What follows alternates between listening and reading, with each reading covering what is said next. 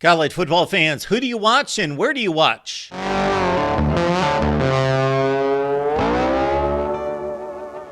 Appreciate you stopping by at the Voice of College Football, breaking down the game we all love each and every day with you. Best discussion, debate, and analysis right here. Having a whole lot of fun breaking down TV ratings for 2023 as we did last offseason for 2022. Please check out those videos. They are down in the comments section, as well as the SEC, the Big Ten, the ACC, and the Big 12 for 2023.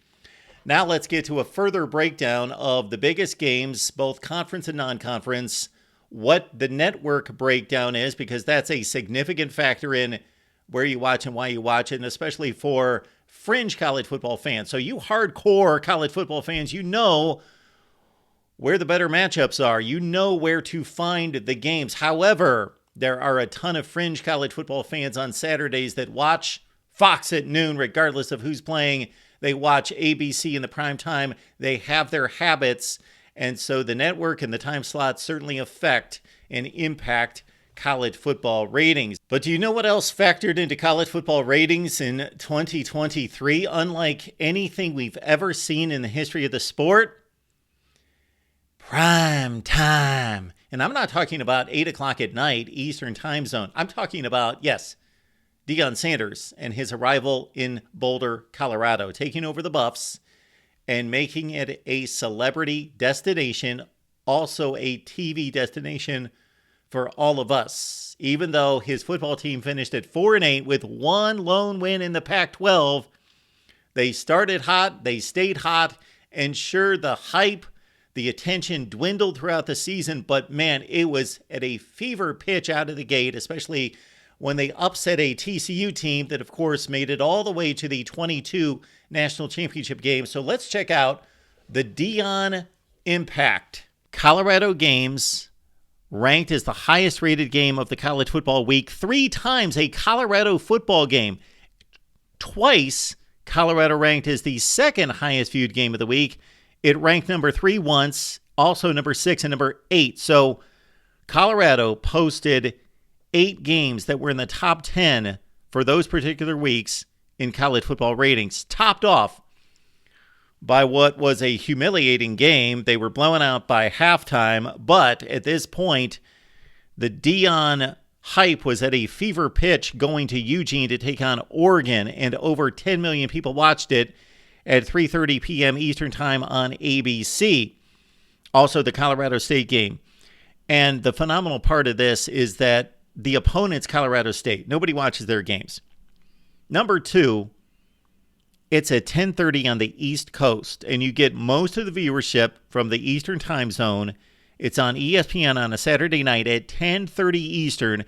The game lasted forever and still drew 9.3 million viewers. Nebraska on Fox at noon, and these next 3 games against Nebraska, the opener that we cited against TCU on the road, and the USC game at home were all Fox noon Eastern time games at 8.7, 7.2, and 7.2 million viewers.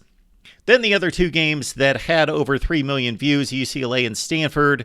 And then also keep in mind that the other that aired on a network was number 20 for that particular week. And at this point, the Colorado Fury had died down, and they took on Washington State on November 17th in front of a paltry 727,000 viewers. But let's also give a little bit more context into how significant this viewership is.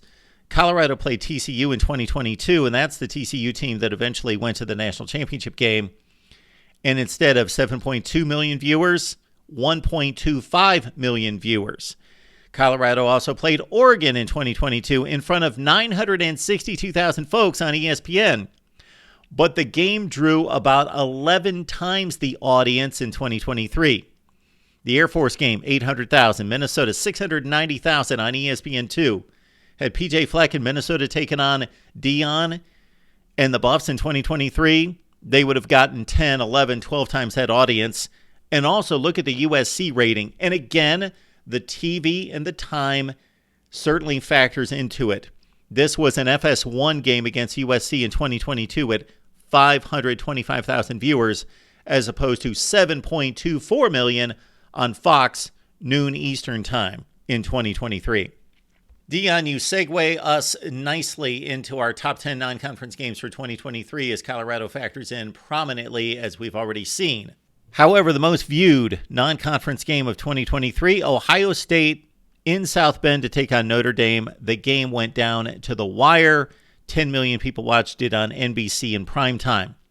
There's the Colorado State game. There is also Florida State and LSU. Now, the one caveat to this game, that's an impressive number at 9.1 million for LSU and Florida State. However, this game had no competition. It's the only one on the board with no competition from other games as it was played on Monday night on Labor Day weekend. Bama, Texas, 8.7 million. Consider that Colorado and Nebraska, Colorado and TCU basically had the same audiences as Bama and Texas. The Bama-Texas game on ESPN at 7 o'clock Eastern time. USC Notre Dame at 6.4 million. That was a lousy game as Notre Dame blew out the Trojans.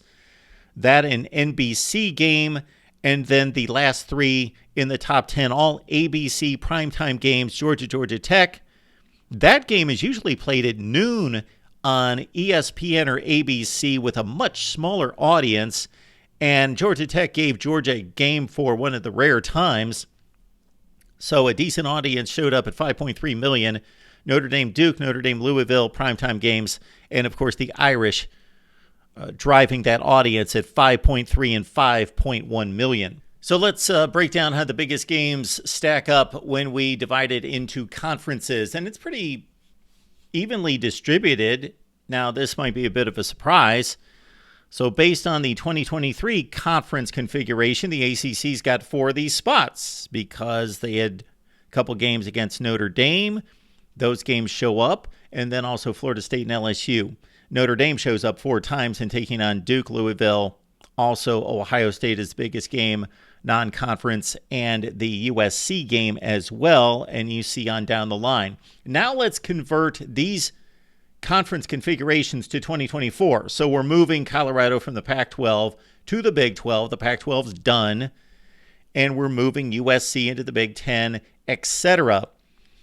Now you got the SEC with 4, the Big 12 with 4. Of course, that's all Colorado, with TCU included, but TCU's not going to draw that audience by themselves, so that's the Colorado factor, period. You still have the ACC with 4. The Big 10 picks up 1 with USC, and of course the Mountain West is a bit of a straggler that doesn't count because, again, that is the Dion factor.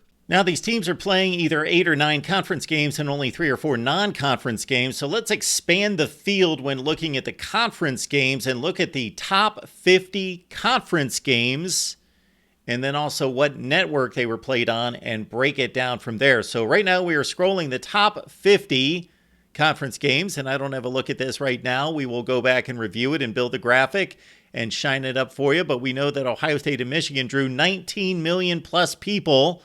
That, of course, is a sizable audience for the Big Ten. We also have the SEC chiming in with Alabama and Auburn off the top of my head at 9 million.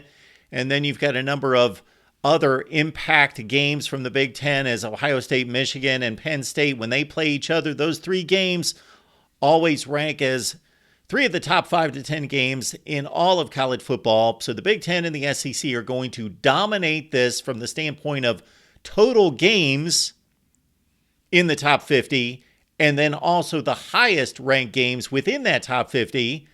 And we're also going to see a pattern in which ABC and Fox are going to dominate to a certain extent, followed by ESPN. We also have the CBS factor with the SEC, the last year of the SEC on CBS. So CBS last year, go check out the 22 breakdown that we did last offseason. The CBS games, of course, with the SEC factored in heavily near the top. So the CBS does not do a ton of games, or did not previously, just having the SEC contract, because that they typically only do 1 game per week, and there's about 2 or 3 weeks in which they do 2 SEC games when they get those 2 night games that are typically Alabama LSU or Alabama Texas A&M in the past. And then also factor in, for the first time, we've got NBC doing college football games, and most of those of course, Notre Dame, and now the Big Ten.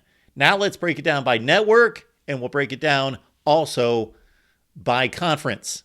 So we have broken this down by the number of teams involved in these top 50 conference games. And the reason we did teams and not games is because, follow me, once we convert this from 2023 to the new conferences in 2024, there will be games that will be split, meaning a Texas Tech game in 2023 is a Big 12 game involving two Big 12 teams. But in 2024, making that conversion of that same game, it's one single game that involves an SEC team, in the future Texas, versus a Big 12 team in Texas Tech.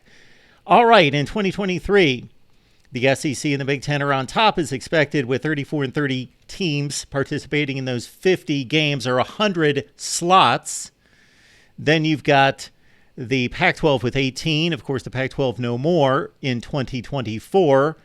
And then the ACC and the Big 12. If we convert those team placements, so Oregon, Washington, USC, UCLA become Big Ten teams. Oklahoma, Texas become SEC teams. Arizona State, Utah, and Colorado become Big 12 teams. This now is a 41-39 race between the SEC and the Big Ten, and everybody else left in the dust. ACC at 10, Big 12 at 6. Now, that, of course, does not add up to 100 because you've got a couple teams in Oregon State and Washington State that no longer belong to the four major conferences. As we look at the network breakdown, there's an interesting dynamic in play in 2023, and it's only going to be for this one season. CBS, married with the SEC since the early 1990s, and the partnership has been so incredibly successful. It has carried the biggest games in college football by and large.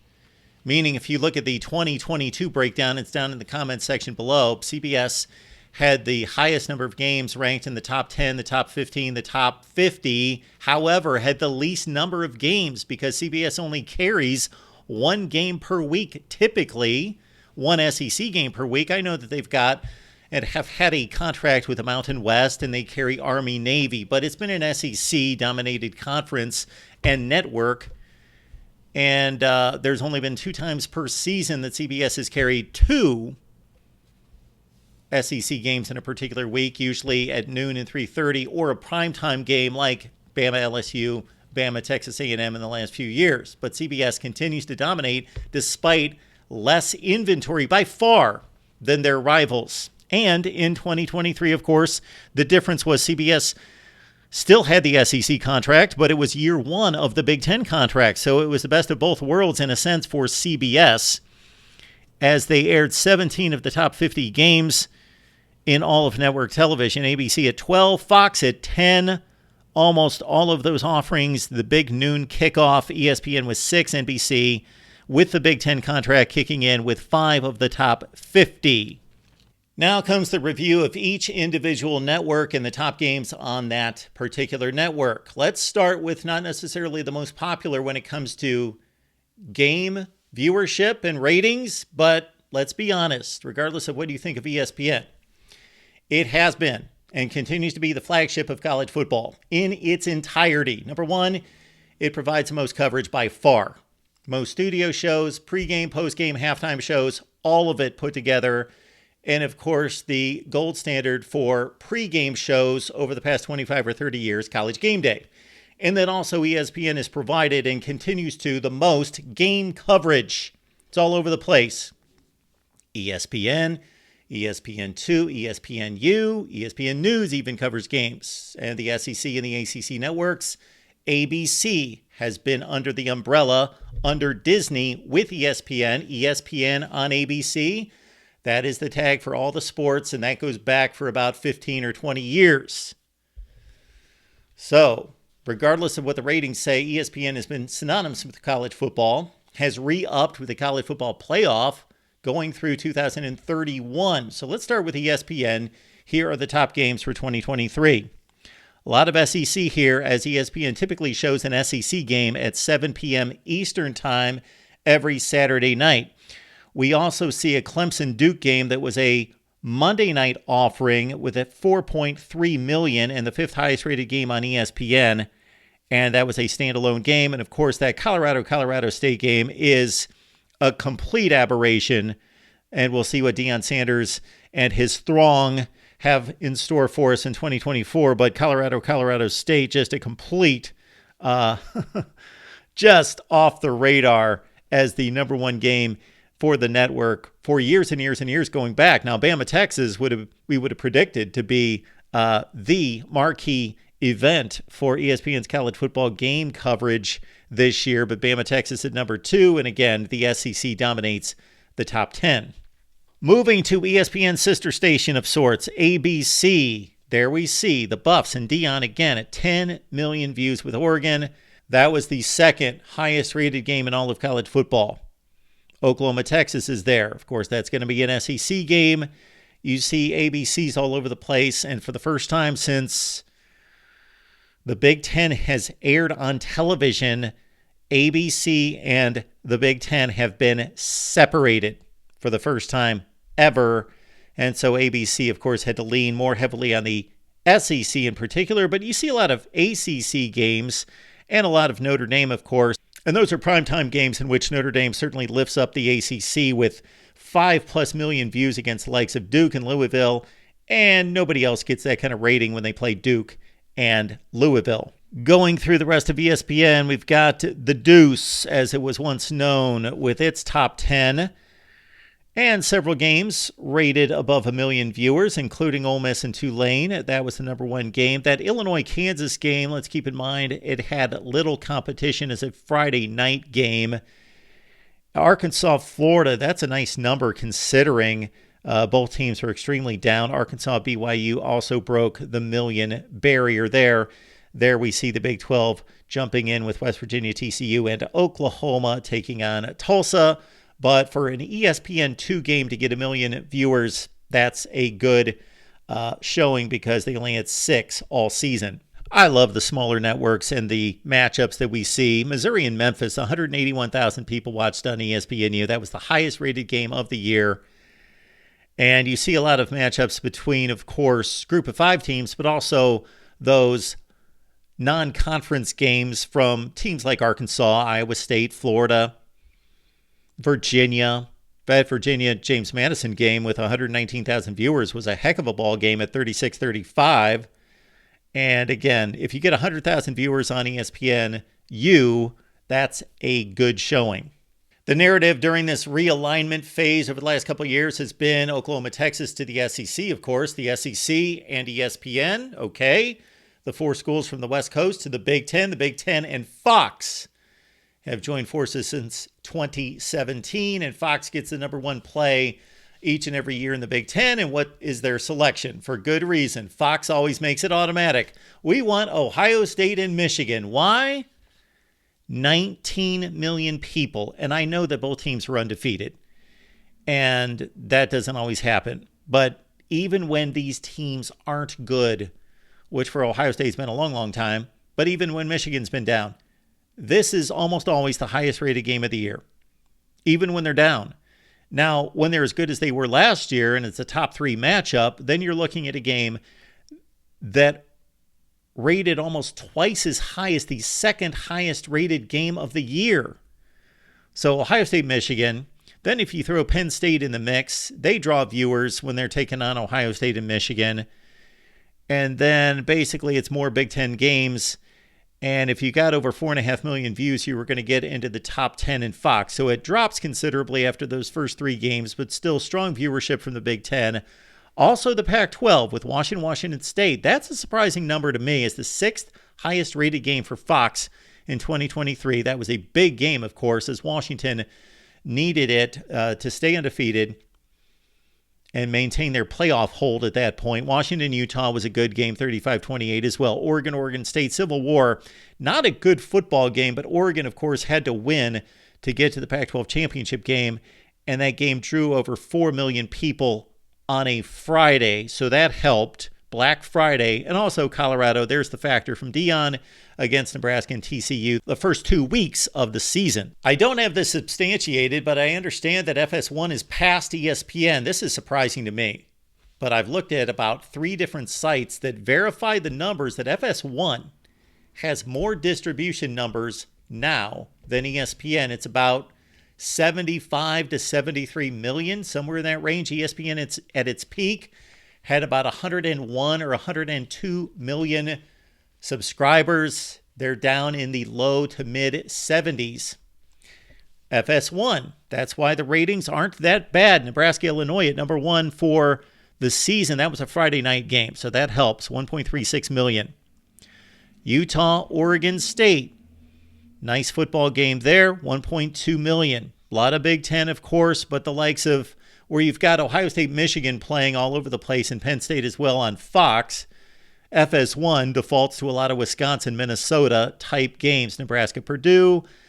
More from Nebraska there. And of course, the Big 12 pops in with Oklahoma, Iowa State at 800,000. Kansas, Oklahoma State, that was at just under 800,000. The Big Ten Network is a subsidiary of sorts of Fox.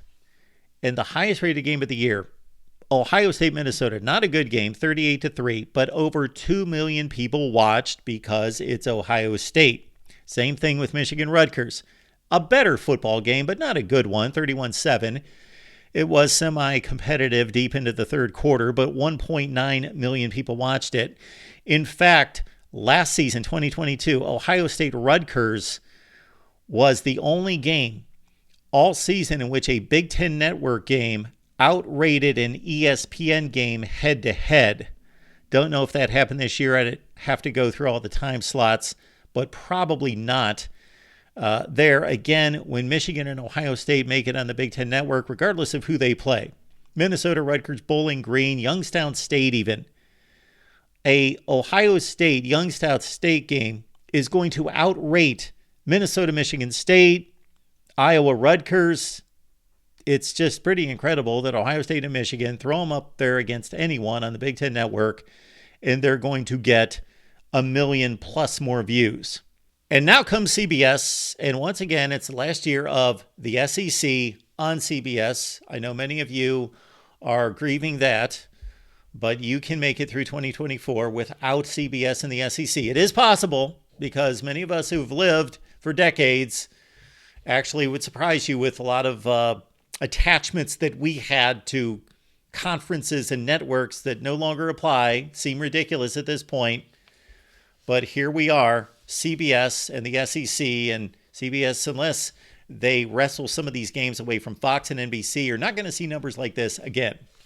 Alabama and Auburn was a top 5 game, as it always is, with 9 million. And there you see Bama, all over the place, taking on Auburn, LSU, Tennessee, Texas A&M. As long as they play a decent team in the SEC, people watch. Army, Navy, of course, it's got no competition. It's a special game, but no competition. I don't know how many people would watch it if it was up against another 10 games.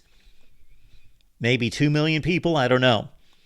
And then there's a lot of Georgia. And again, as long as Georgia's playing somebody with a pulse, there's going to be 5 or 6 million people going to watch the game, as they did against South Carolina, Tennessee, Florida, Auburn, and Mizzou. NBC was an exclusively Big Ten offering in 2023, and it was a pretty good play for NBC getting back into the college football circuit here. Ohio State, Notre Dame. That was the 3rd highest rated game in all of college football. USC and Notre Dame at 6 million. So you see a substantial drop off. So certainly Ohio State, Notre Dame was the marquee game on NBC this particular year. Ohio State, Wisconsin, Ohio State, Michigan State. So they certainly won Ohio State and Michigan as much as possible. Penn State, Michigan State. Look at that. The 7th highest rated game on NBC. That was a horrible game. What was it? 38-0. But 3.4 million people watched it because it was on a Friday night, Black Friday. And there were some other games on, but Penn State drew a crowd, as they did against West Virginia as well. Michigan, Minnesota, not a good game. Michigan, Purdue, not a good game, but people were watching. Nebraska, Wisconsin went to overtime with 2.45 million people watching.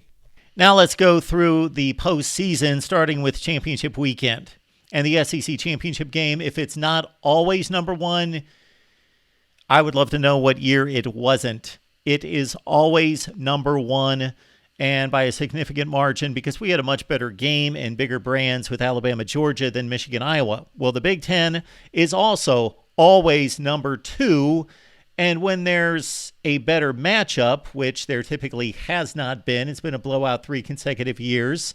And even before that, Ohio State was some blowouts in the Big Ten championship game. So the SEC has typically delivered bigger brands and delivered better games than the Big Ten because of the issue with the East versus the West in the Big Ten. Washington, Oregon on a Friday night. So let's consider there was no competition. The Big Ten had competition against Florida State in Louisville. So 7 million people on ABC taking away viewership from the Big Ten championship game, while Alabama, Georgia was competing against lesser championship games. SMU, Tulane would have been the most prominent in the American Conference with under 2 million people watching that game.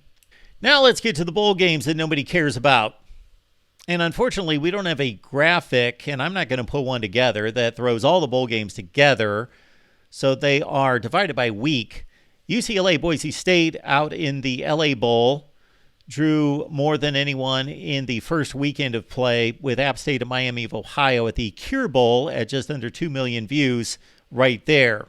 For week 2 of bowl play, we start to see better games, bigger teams involved, and certainly will on the next chart. Northwestern Utah drew more than 3 million views on ABC. Duke and Troy at 2.67 million on ABC as well. And there you see, again, more people are going to watch over the air because there are just flat out more people that can access an over the air network rather than a cable network. Georgia Tech and UCF, probably the first matchup, I believe, of the bowl season that involved 2 Power 5 teams at 2.35 million on ESPN. Now, here's the rest of the slate, including the college football playoff, which is always the top 2 games watched. Not necessarily for the season, because more people watched Ohio State and Michigan than watched Washington and Texas, although that was a really good football game. And for the playoffs, about 400,000 more people watched Ohio State and Michigan. There you've got the Michigan-Alabama game as, of course, that is the semifinal game. 2 just national brands, great game, overtime, everything you could want, at almost 28 million people watching it. Georgia, Florida State, we know what a debacle that game was. Now, had Florida State shown up with a football team and had it been competitive, I don't know what would have happened with that 10.3 number. That might have jumped to maybe 14 million, something like that. Missouri, Ohio State was a yawner as well, but still it's the Cotton Bowl. And the New Year's 6 bowl games are, of course, going to take precedence here. Although, when you throw the likes of Liberty into a game in which they are completely blown away, like they were against the Ducks, then you're going to see a drop-off in viewers, of course, at 4.6 million as that game led into the playoffs. Tennessee, Iowa was a bad football game, but still 6.8 million people watched it on New Year's Day on ABC. It's interesting, on years in which the Rose Bowl is not part of the playoff, it is still challenged playoff games because of the pageantry of the Rose Bowl and usually the brands involved. Ohio State's played in a lot of recent non-playoff bowl games. There you see LSU, Wisconsin, always a draw when the SEC and the Big Ten get together. That one in particular. The Alamo Bowl typically does well, as it did there. Arizona, Oklahoma, Kansas State, and NC State on ESPN as well at 4.3 million. Also keep in mind that some of these games have exclusive TV windows, meaning there's nobody else competing with them. So the numbers of these games late in the season, like that LSU-Wisconsin game, that was going up against the Tennessee-Iowa game. That was also going up against Oregon-Liberty. So those numbers are even more impressive. More people are watching college football, flat out. Those brands are more impressive and more popular than, let's say, some Group of 5 teams that played a few weeks earlier, where all those games are exclusive TV windows. Why they have the better games going up against each other, I'll never know, but I'm not a TV scheduling guru. You've got USC and Louisville there at 3.5 million, Clemson and Kentucky. That was one of the best games of the bowl season at 3.4 million on that Friday afternoon. The national championship game drew 2.7 million less than the national semifinal. Of course, it was a decent game for most of the game, but Michigan pulled away early to mid fourth quarter in defeating Washington. Washington did not bring the eyeballs to the TV screen. I don't think there's any question about that. Otherwise, how do you explain almost 3 million less people watching the national championship game? It's a similar situation to what we saw with Ohio State, Georgia, outrating by far Georgia TCU the year before. There's a few other categories I may attack. One would be if you take the top 10 conference games in each conference and add up the viewership, how does that compare? Also, just flat out looking at the particular brands. We've broken it down by network and we've broken it down by conference, but how about the individual brands? How does Ohio State rate against Michigan versus Alabama versus Georgia and on down the line? I believe we did that last year in looking at all the teams in each conference. And of course, there again is preference given to the big brands. So their popularity is fully established, but it's also given a boost by preferred time slots and mostly by preferred network. All right, your comments below. Would love to hear your feedback. What you think makes sense here, what you have further questions about, or what you would challenge here on the TV ratings look that we do here, the Voice of College Football. We will see you next time. And remember, the Big Ten live shows every Friday at 7 p.m. Eastern Time. In the meantime, enjoy the videos, like the videos, and subscribe right here at the Voice of College Football.